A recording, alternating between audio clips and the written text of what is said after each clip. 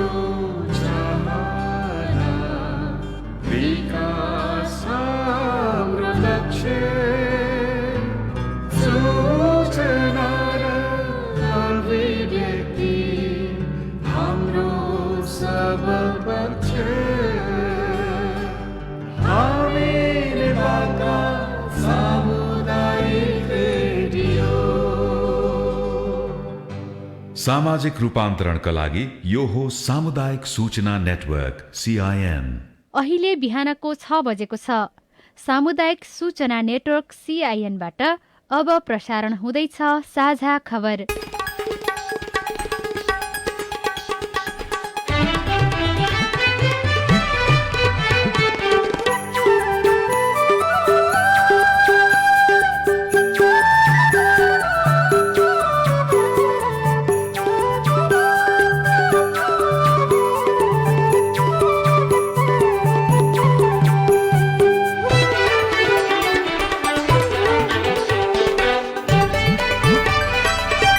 शुभ प्रभात। यो CIN को साझा खबर हो। स्नेहा कर्णसँगै राजन रुचालको तपाईँलाई स्वागत छ। सामुदायिक रेडियोबाट देशैभरि एकैसाथ प्रसारण भइरहेको साझा खबर CINखबर.com र मोबाइल एप CIN-बाट पनि सुन्न सकिन्छ।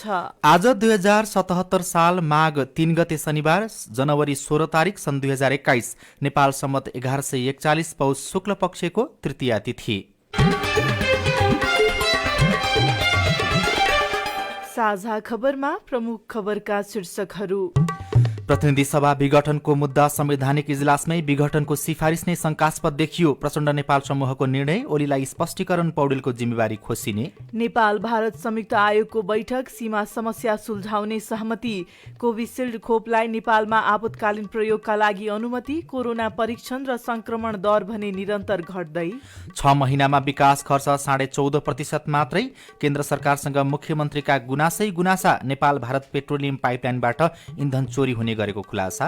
इन्डोनेसियाको सुलावेसीमा भूकम्प जाँदा 34 जनाको मृत्यु। भारतमा आजदेखि खोप अभियान सुरु हुँदै पहिलो चरणमा 3 लाख स्वास्थ्य कर्मीलाई खोप दिइने। र प्रधानमन्त्री कप 1 दिवसीय क्रिकेट प्रतियोगितामा आर्मीको विजयी सुरुवात। आज APF र प्रदेश 1 खेल्दै।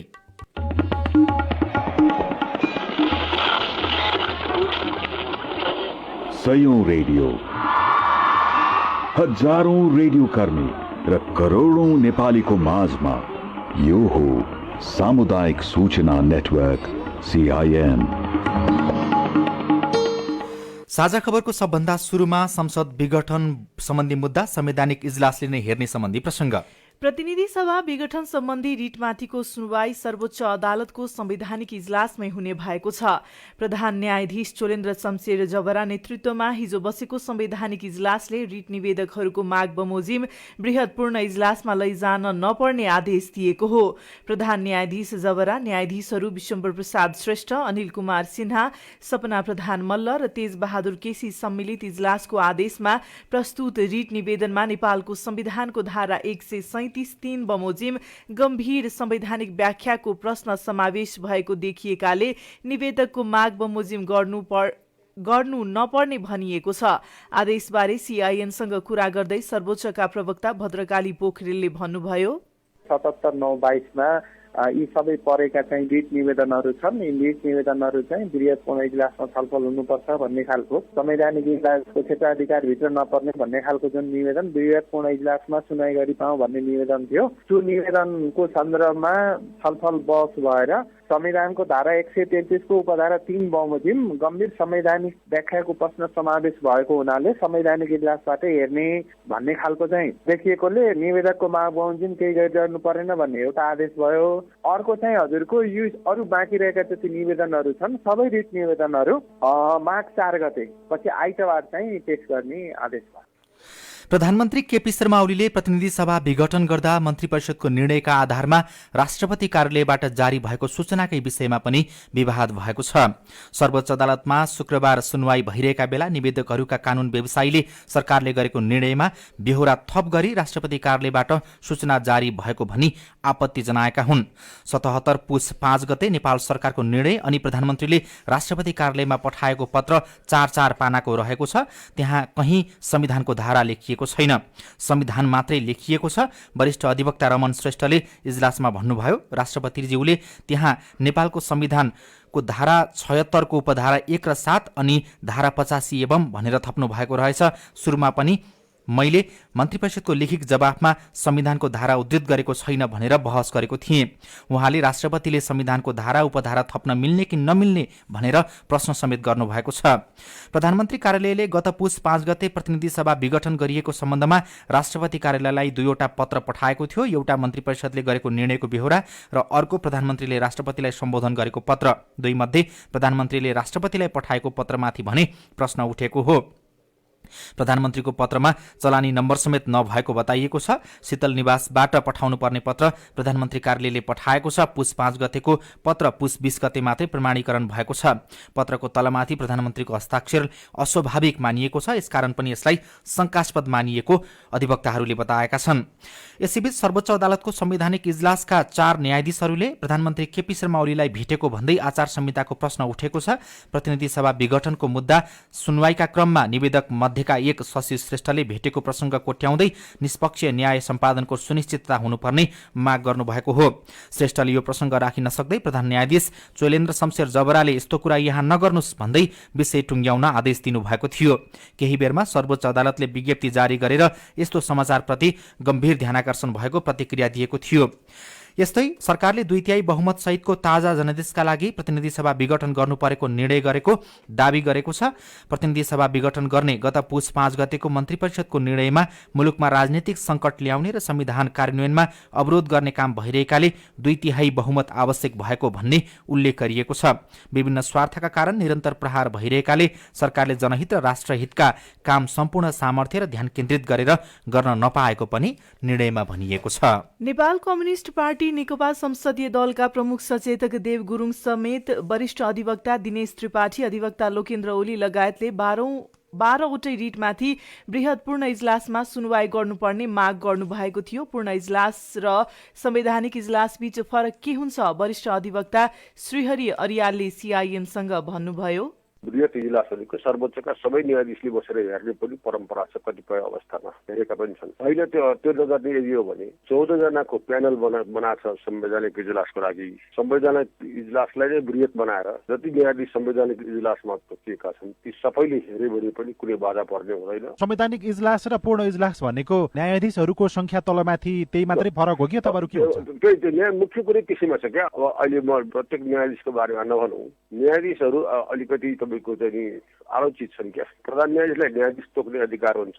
उनले मात्रै तोकेको न्यायाधीशहरूले मुद्दा हेर्ने हो भने त आशंका बढाउँछ। यो कुरा पनि शंका गर्ने हाम्रो देशको चाहिँ राष्ट्रिय रोग नै भएको छ।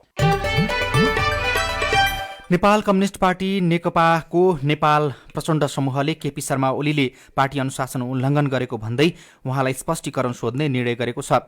नेपाल प्रचण्ड समूहको शुक्रबार बसेको स्थायी कमिटी बैठकले ओलीलाई पार्टी साधारण सदस्यबाट पनि हटाउने गरी कारबाही प्रक्रिया अघि बढाउने स्पष्टीकरण सोध्ने निर्णय गरेको बताइएको छ। स्थायी कमिटी सदस्य देवेन्द्र पौडेलले प्रधानमन्त्री ओलीले संविधान विपरीत प्रतिनिधि सभा विघटन र पार्टीमा अनुशासनहीन काम गरेकाले उहाँलाई स्पष्टीकरण सोध्ने निर्णय भएको जानकारी दिनुभएको छ।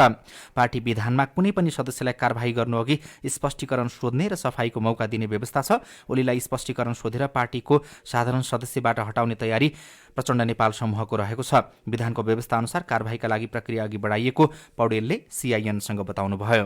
अध्यक्षबाट हटाएको कुरा त अस्ति नै निर्णय गरेको केन्द्रीय समितिले पार्टी सदस्य साधारण सदस्यबाट पनि हटाउने निर्णय गर्दै सिफारिस गर्ने केन्द्रीय समितिलाई। त्यो फेरि निर्णय केन्द्रीय समितिले गर्नुपर्छ होइन। अध्यक्षलाई त्यो भयो। अर्को महासचिव पदबाट निलम्बन गर्ने, अर्को 16 गते प्रदर्शन गर्ने। यसैबीच प्रतिनिधि सभा विघटन विरुद्ध नेपाली कांग्रेसले आज सबै स्थानीय तहमा विरोध प्रदर्शन गर्दैछ। यसअघि कांग्रेसले पुस 13 गते प्रतिनिधि सभा र पुस 25 गते प्रदेश सभा निर्वाचन क्षेत्रमा प्रदर्शन गरेको थियो। सभापति शेरबहादुर देउवाले 753वटै स्थानीय तहमा आज हुने विरोध सभामा सहभागी हुन अपिल गर्नुभएको छ। नेपाल र भारतबीच सीमा समस्या चाँडै सुल्झाउने सहमति भएको छ। दुवै मुलुकका परराष्ट्र मन्त्री सहभागी नेपाल भारत संयुक्त आयोगको बैठकमा सीमा व्यवस्थापनका बाँकी कामलाई छिटो टुङ्ग्याउने सहमति जुटेको हो। नयाँ दिल्लीमा हिजो भएको आयोगको 6औं बैठकले सीमा व्यवस्थापन कार्यलाई छिटो सम्पन्न गर्ने प्रतिबद्धता जनाएको हो। बैठकमा सीमाका विषयमा छलफल भयो र सीमा व्यवस्थापनमा बाँकी रहेका कामहरू छिटो सम्पन्न गर्ने प्रतिबद्धता व्यक्त गरिएको छ। बैठकपछि नयाँ दिल्ली स्थित नेपाली राजदूतावासद्वारा जारी प्रेस विज्ञप्तिमा लेखिएको छ, नेपालले बैठकमा सीमा सम्बन्धी विषयलाई प्राथमिकताका साथ उठाएको थियो। नेपाल र भारतबीच कालापानी, लिपुलेक र लिम्पियाधुरा सहितको भूमिलाई लिएर पछिल्लो समय सम्बन्ध चिसिएको थियो। भारतले नेपालका यी भूभागलाई आफ्नो नक्सामा पारेपछि सम्बन्धमा चिसोपना आएको थियो। त्यसपछि नेपालले यी 3 आफ्ना भूभाग समेट्दै नयाँ नक्सा मात्रै जारी गरेन, त्यसलाई संविधानमै समेटेको थियो। नेपालले सीमा समस्याको समाधान चाँडै गर्न निरन्तर वार्ताको पहल गर्दै आएको थियो, तर भारतीय पक्षले नेपालको आग्रहलाई बेवास्ता गर्दै आएको थियो। नेपालमा कोरोना भाइरस संक्रमण विरुद्धको खोप ल्याउन सरकारले अनुमति दिएको छ। यसै क्रममा औषधि व्यवस्था विभागले हिजो भारतमा उत्पादन भएको कोभिसिल्ड नामक कोरोना विरुद्धको खोपलाई नेपालमा आपतकालीन प्रयोगका लागि अनुमति दिएको हो। Covishield serum institute of India SII उत्पादन गरेको खोप हो। यो सँगै नेपालमा रहेको आधिकारिक आयातकर्ता हुकुम डिस्ट्रिब्युटर्स एन्ड लजिस्टिक प्रणालीले कोभिसिल्ड नामक खोप ल्याउने औषधि व्यवस्था विभागका वरिष्ठ औषधि व्यवस्थापक सन्तोष केसीले बताउनु भएको छ। उहाँले निवेदन दिएका मध्ये अन्य 2 जनाको आवश्यक कागजात नपुगेको र टेक्निकल नोटका आधारमा निर्णय गर्दै जाने पनि बताउनु भएको छ। विशेष गरी बेलायत सरकारले र चाहिँ भारत सरकारले पनि आपतकालीन अनुमतिको लागि चाहिँ अनुमति दिइसकेको अक्सफोर्ड युनिभर्सिटी र अस्ट्राजेनिकाको चाहिँ संयुक्त रूपमा चाहिँ उहाँहरूले तयार गर्नुभएको र चाहिँ भारतको चाहिँ सेरम इन्स्टिच्युट अफ इन्डियामा चाहिँ त्यो तयार हुने त्यो भ्याक्सिनको लागि चाहिँ कोभिसिल्ड भन्ने भ्याक्सिनलाई चाहिँ आपतकालीन प्रयोगको लागि हामीले चाहिँ अनुमति दिएको अवस्था छ। नेपालमा पछिल्लो 24 घण्टामा थप 270 जनामा कोरोना भाइरस संक्रमण पुष्टि भएको छ। यो सँगै संक्रमितको संख्या 2,66,816 पुगेको छ। पछिल्लो 24 घण्टामा थप 390 जना कोरोना संक्रमण मुक्त भएका छन् भने 5 जनाको मृत्यु भएको छ। यो सँगै नेपालमा कोरोनाका कारण ज्यान गुमाउनेको संख्या 1948 पुगेको छ। तर पछिल्लो समय भने परीक्षण दर घट्दै जाँदा कोरोना संक्रमितको दर पनि घट्दै गएको छ।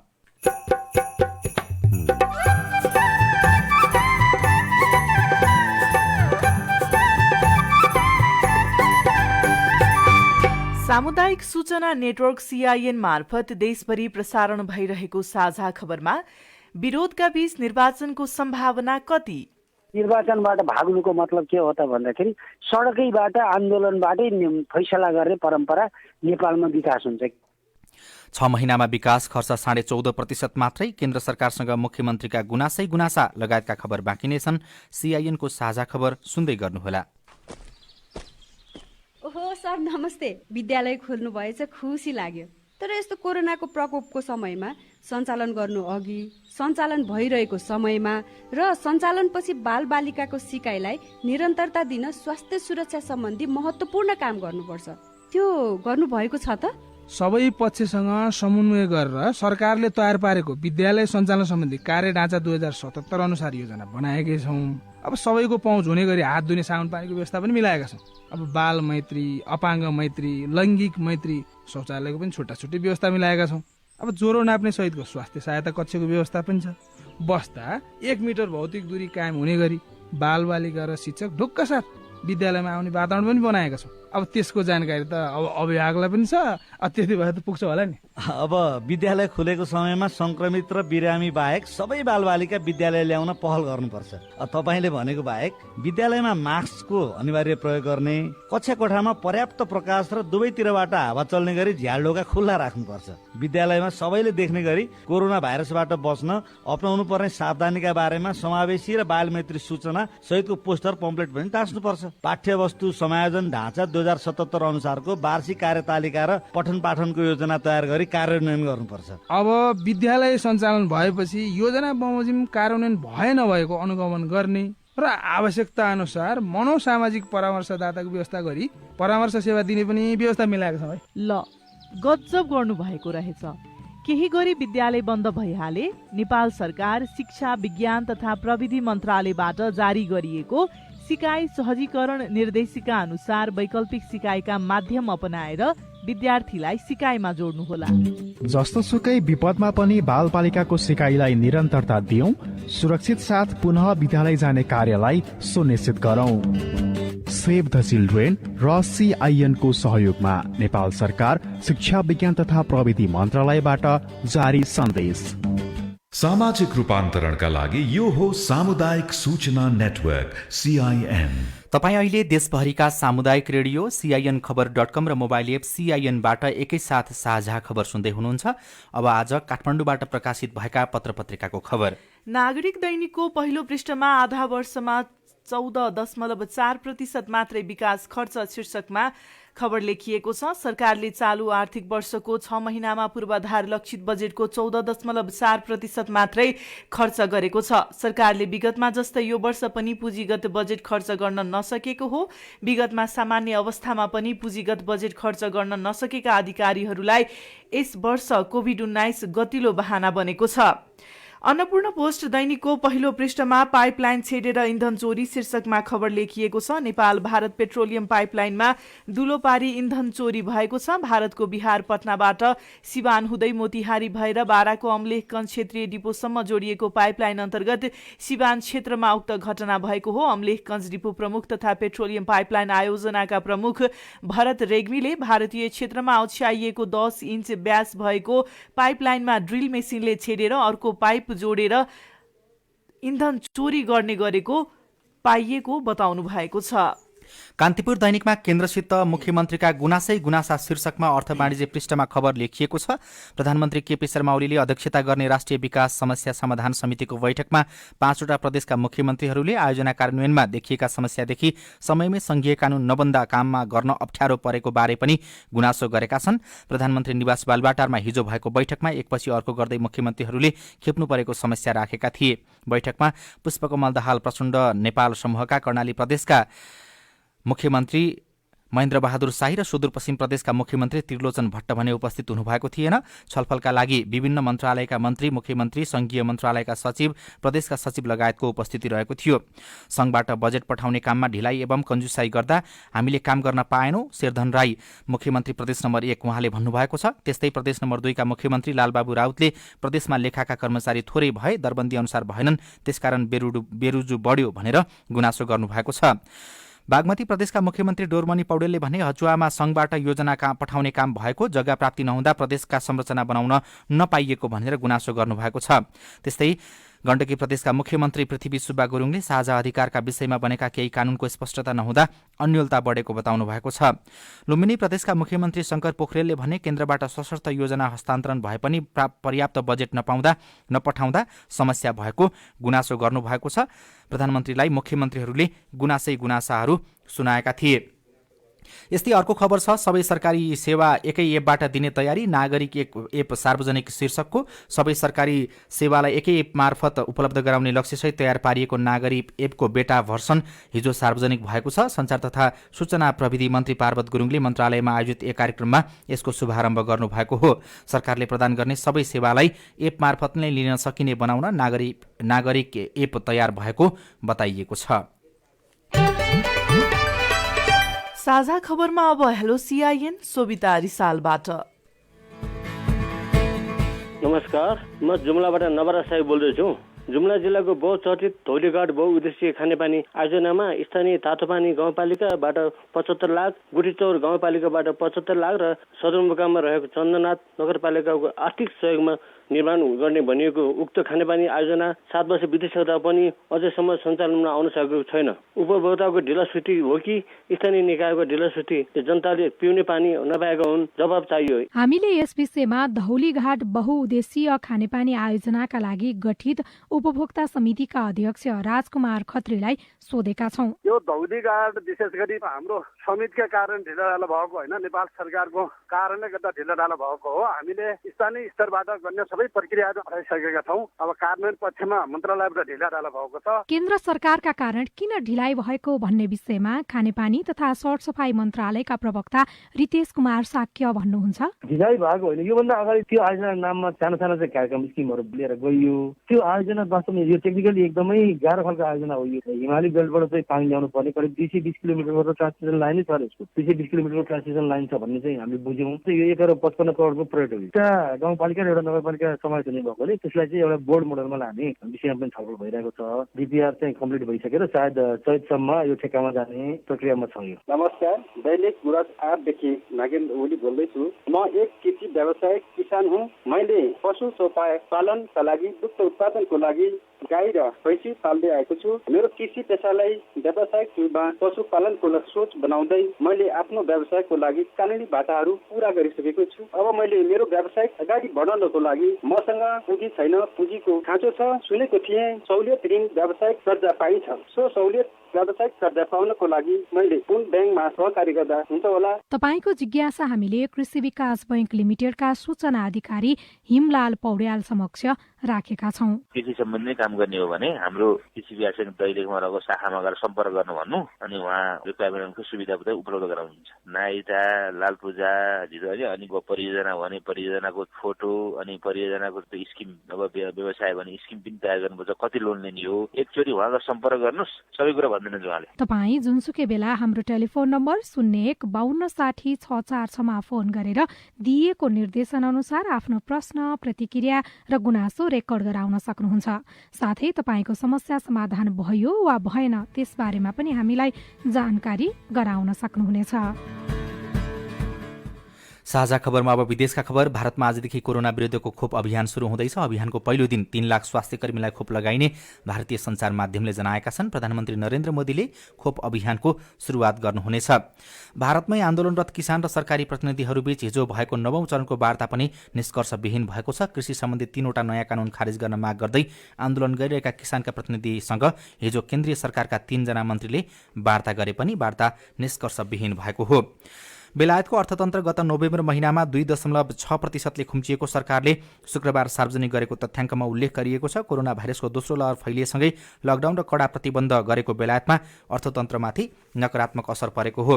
अमेरिकी नवनिर्वाचित राष्ट्रपति जो बाइडेनले बिहिबार आर्थिक समस्यासँग जुधिरहेको अमेरिकी अर्थतन्त्रलाई माथि उकास्न 19 खर्ब अमेरिकी डलरको महत्त्वाकांक्षी राहत प्याकेज घोषणा गर्नुभएको छ।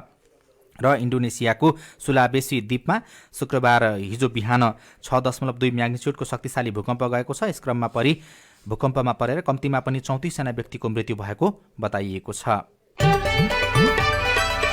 अब खेल खबर। काठमाडौँमा जारी 4औं संस्करणको प्रधानमन्त्री कप पुरुष राष्ट्रिय एकदिवसीय क्रिकेट प्रतियोगिता अन्तर्गत आज सशस्त्र प्रहरीको एपीएफ क्लब र प्रदेश 1 बीच प्रतिस्पर्धा हुने भएको छ। त्रिभुवन विश्वविद्यालय अन्तर्राष्ट्रिय क्रिकेट रङ्गशालामा जारी प्रतियोगितामा भोलिदेखि भने 2 खेल हुने आयोजकले जनाएको छ। यसअघि हिजो भएको उद्घाटन खेलमा गण्डकी प्रदेशलाई 98 रनले हराउँदै विभागीय टोली आर्मीले विजयी सुरुवात गरेको छ।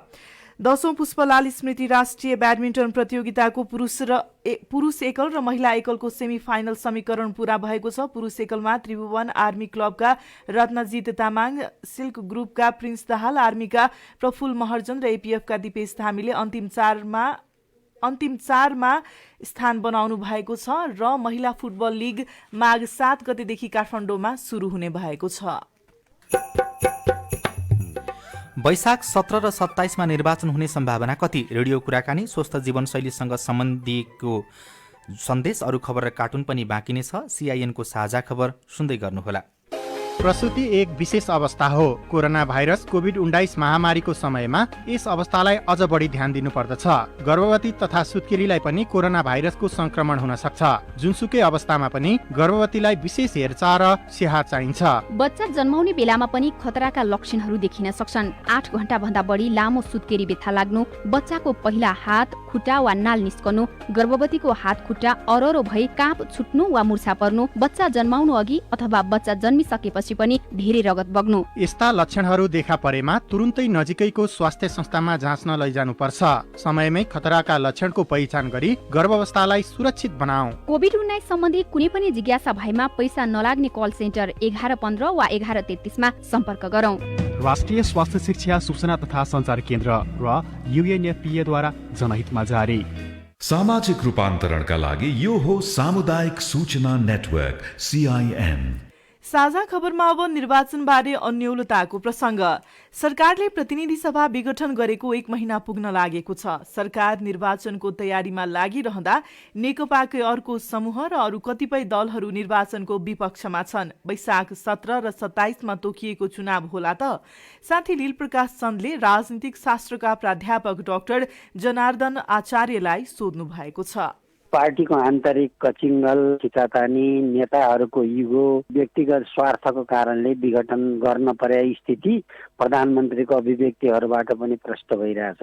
यसलाई यत्तिकै राखेर पनि निकास देखिँदैन। समाधान गर्न पनि बरु जटिल स्थिति छ। बीचको बाटो खोज्न सकिएन भनेदेखि मलाई लाग्छ देश ठुलै दुर्घटनामा पर्न सक्ने सम्भावना मैले देखिरहेको छु। हेर्नुहोस्, त्यो भनेको कस्तो प्रकारको दुर्घटना हो? सामान्य प्रजातान्त्रिक हिसाबले सोध्ने हो भनेपछि निर्वाचन भन्ने कुरो एउटा प्रक्रिया हो। सरकार चलाउने, संवैधानिक निकाय गठन गर्ने एउटा प्रक्रिया हो। तर हाम्रो मुलुक के भयो त भन्नुहुन्छ भनेदेखि जहिले पनि उही सडकका बेन्चहरू भाँच्ने अथवा सिसा फोड्ने, गाडी तोडफोड गरेर संसदलाई पनि झुकाउने र अदालतलाई पनि झुकाउने जुन मनस्थिति नेपाली राजनेताहरूमा बस्दै गयो नि, यसलाई हेर्नुहोस् ब्रेक गर्न जरुरी छ। म त्यो रूपमा लिन्छु। हेर्नुहोस्, अदालतले जुन निर्णय सुनाउँछ त्यसलाई स्वीकार गरेर अगाडि बढ्नुपर्छ भन्ने अगाडि बढ्नुपर्छ। बिल्कुल, निर्वाचनलाई डिक्लेयर गरेर बरु कसरी राम्रो बनाउन सकिन्छ त्यो बेग्लै कुरो छ होइन।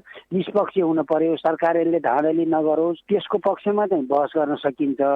तर निर्वाचनबाट भाग्नुको मतलब के हो त भन्दाखेरि सडकैबाट आन्दोलनबाटै फैसला गर्ने परम्परा नेपालमा विकास हुन्छ। 5 वर्षको लागि निर्वाचित भएका व्यक्तिहरूले 5 वर्ष काम गर्न नपाउनु, त्यसैले बाँकी 2 वर्ष पनि काम गर्नु पर्यो, प्रतिनिधि सभा पुनस्थापना हुन्छ भनेर त्यतातिर पो लागिरहेछ त एउटा समूह त। फेरि यस्ता कुराको पछि लागेर ठुला आदर्शका कुरा गरेर फैसलातिर लाग्यौँ भनेपछि हामी जस्ता अविकसित देशहरू, हाम्रो जस्तो भारत के भन्छ चाइल्ड डेमोक्रेसी, हाम्रो काम लाग्दैन। हेर्नु पछिका पनि यस्तै भएर जान्छ जस्तो मलाई लाग्छ मेरो बुझाइमा। यदि चुनाव भयो भने चुनावमा धाँधली हुने अथवा चुनावको यस अगाडिको मत गणनाको अन्तिम नतिजा आउँदाखेरि जुन स्थिति देखिन्थ्यो, पैसा पाखुरा लगायत यी सबै कुराको परिचालन होला कि अथवा विगतको तुलनामा अहिलेको चुनाव अझ सभ्य हुन सक्छ? पहिलेको हामीले जुन देख्यौँ त्योभन्दा पनि अझ खराब स्थिति सिर्जना हुन सक्छ।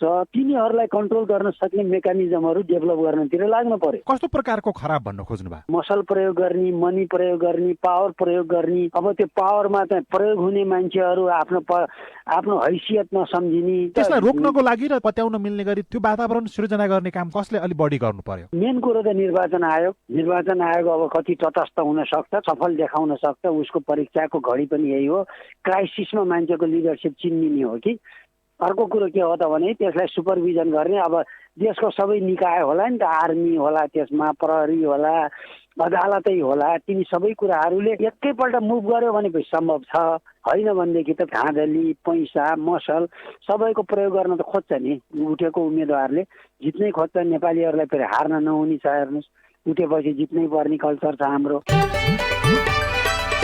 साझा खबरमा अब केही खबर संक्षेपमा। प्रधानमन्त्री केपी शर्मा ओलीले भविष्यमा आउन सक्ने भूकम्प लगायतका कुनै पनि विपदका कारण हुन सक्ने जनधनको क्षति न्यूनीकरण गर्न सम्पूर्ण मुलुक एक ढिक्का भएर लाग्न आह्वान गर्नुभएको छ। उहाँले यसका लागि विपद जोखिम न्यूनीकरणका लागि गर्नुपर्ने कामलाई संस्थागत रूपमा दिगो र परिणाममुखी बनाउन सरकारका तर्फबाट योजनाबद्ध प्रयत्न गरिने पनि बताउनु भएको छ। र सम्पत्ति शुद्धिकरण अनुसन्धान विभागले नेता, पूर्व प्रशासक, व्यवसायी सहित 220 जनाको सम्पत्ति छानबिन गरिरहेको छ। यिनमा पूर्व उपप्रधानमन्त्री विजय कुमार गसेदार, अख्तियार दुरुपयोग अनुसन्धान आयोगका पूर्व प्रमुख आयुक्त दीप बस्न्यात, पूर्व आयुक्त राजनारायण पाठकलाई घुस दिने नेपाल इन्जिनियरिङ कलेजका तत्कालीन अध्यक्ष लम्बोदर न्यौपाने लगायतका रहेका छन्।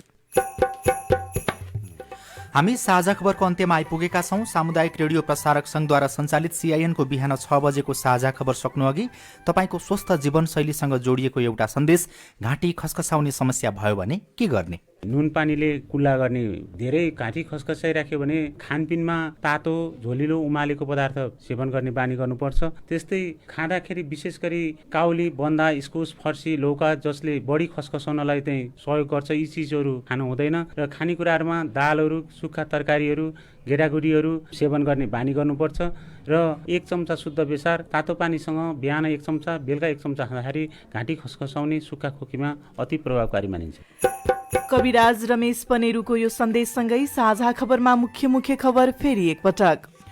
प्रतिनिधि सभा विघटनको मुद्दा संवैधानिक इजलासमै विघटनको सिफारिस नै शंकास्पद देखियो। प्रचण्ड नेपाल समूहको निर्णय, ओलीलाई स्पष्टीकरण, पौडेलको जिम्मेवारी खोसिने। नेपाल भारत संयुक्त आयोगको बैठक, सीमा समस्या सुल्झाउने सहमति, कोभिसिल्ड खोपलाई नेपालमा आपतकालीन प्रयोगका लागि अनुमति, कोरोना परीक्षण र संक्रमण दर भने निरन्तर घट्दै। 6 महिनामा विकास खर्च 14.5% मात्रै, केन्द्र सरकारसँग मुख्यमन्त्रीहरूको गुनासा।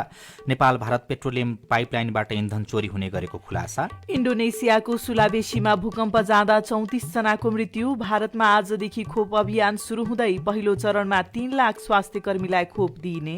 र प्रधानमन्त्री कप 1 दिवसीय क्रिकेट प्रतियोगितामा आर्मीको विजय सुरुवात। आज एपीएफ र प्रदेश 1 बीच प्रतिस्पर्धा हुँदै।